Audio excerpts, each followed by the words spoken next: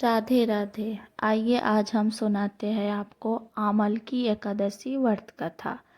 पौराणिक कथाओं के अनुसार वैदिक नामक एक नगर था जहाँ ब्राह्मण, क्षत्रिय, वैश्य और शूद्र सभी जाति के लोग रहते थे।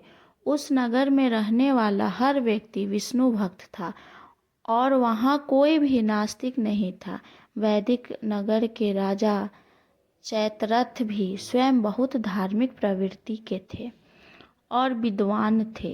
इस नगर पर भगवान की ऐसी कृपा थी कि यहाँ कोई व्यक्ति दरिद्र नहीं था।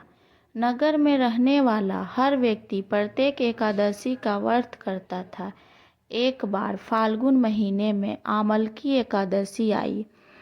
राज समेत सभी नगरवासियों ने भी व्रत किया और मंदिर जाकर भगवान विष्णु और आंवले के पेड़ की पूजा की। आमलकी एकादशी की रात्रि में सभी ने मंदिर में जागरण किया। तभी रात के समय वहाँ एक बहेलिया आया, जो कि बहेलिया घोर पापी था, लेकिन वह भूखा और प्यासा था, इसलिए मंदिर के कोनों में बैठकर जागरण देखने लगा और विष्णु भगवान व एकादशी महात्म्य की कथा सुनने लगा। पूरी रात बीत गई। नगरवासियों के साथ बहेलिया भी पूरी रात जागता रहा।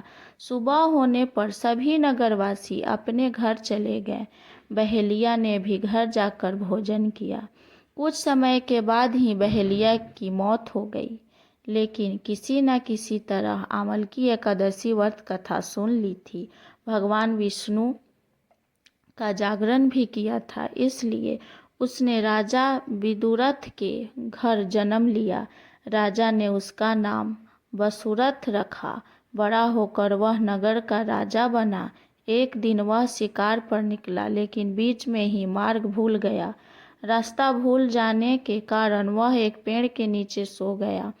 थोड़ी देर बाद वही मलेच्छ आ गया और राजा को अकेला देखकर उसे मारने की योजना बनाने लगी। मलेच्छ आपस में बातचीत कर रहे थे कि इस राजा के कारण उन्हें देश निकाल दिया गया, इसलिए इसे हमें मार देना चाहिए।